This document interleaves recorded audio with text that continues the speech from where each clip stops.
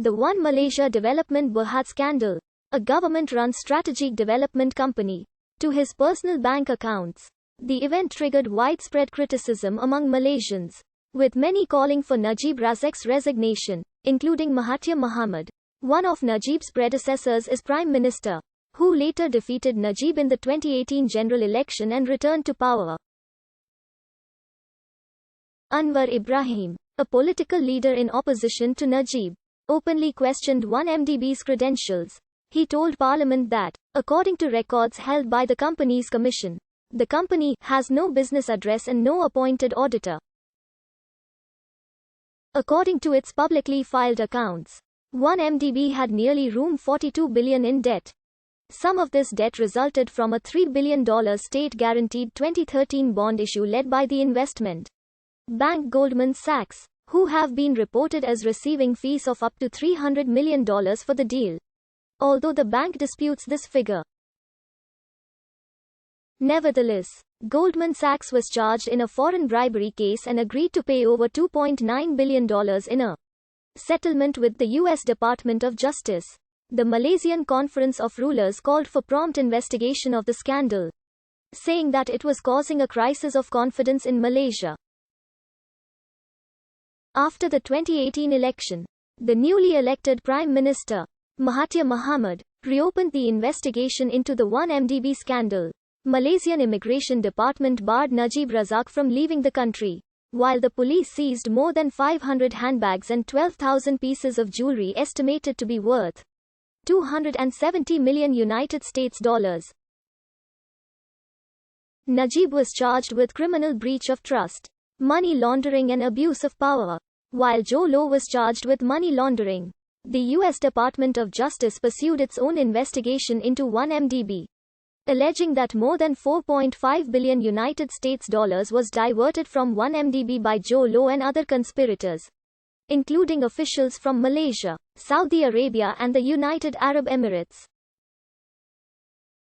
Najib was subsequently found guilty of 7 charges connected to SRC International, a dummy corporation associated with 1MDB, and was sentenced to 12 years imprisonment.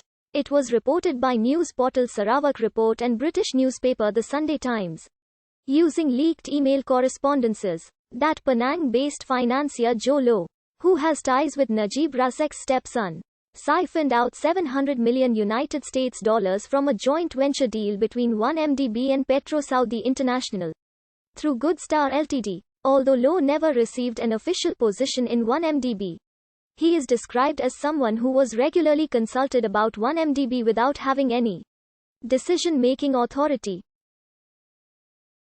An email revealed that Low had the loan approval from Najib for $1 billion without getting any approval from Bank Negara, Sarawak Report showed, using minutes of a meeting at 1MDB, that CEO Arul Kanda gave out false bank statements pertaining to its subsidiaries' accounts at the Singapore branch of BSI Bank. Arul Kanda denied the allegation that he gave false bank statements to Bank Negara. It was claimed through a report by the Wall Street Journal that 1MDB made overpriced purchases of power assets in Malaysia through Genting Group in 2012. Genting then allegedly donated this money to a foundation controlled by Najib, who used these funds for election campaign purposes during the 2013 general elections. According to a news report quoting 1MDB, the company denied that it overpaid for its energy assets. 1MDB was quoted as saying that their energy acquisitions were made only when the company was convinced of its long-term value. Further allegations were made by the Wall Street Journal that $700 million was transferred from 1MDB and deposited in AmBank and Afan Bank accounts under Najib's name. A task force to investigate these claims had frozen 6 bank accounts linked to Najib and 1MDB. The Malaysian Anti-Corruption Commission subsequently, in August 2015, cleared 1MDB of this allegation.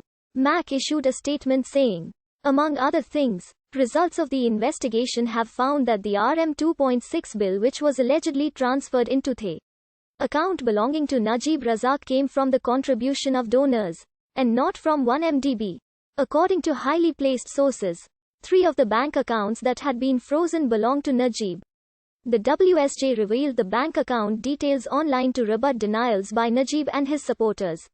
Singapore police had frozen 2 Singapore bank accounts in connection with their own investigation into the alleged financial mismanagement at 1MDB, after reports stated that $700 million worth of deposits was moved through Falcon Bank in Singapore into Najib's personal accounts in Malaysia. However, 1MDB denied having any knowledge of their accounts being frozen and said they have not been contacted by any of the foreign investigating authorities. The WSJ also reported that 1MDB transferred around $850 million via 3 transactions in 2014 to a British Virgin Islands registered company with a name disguising that it was controlled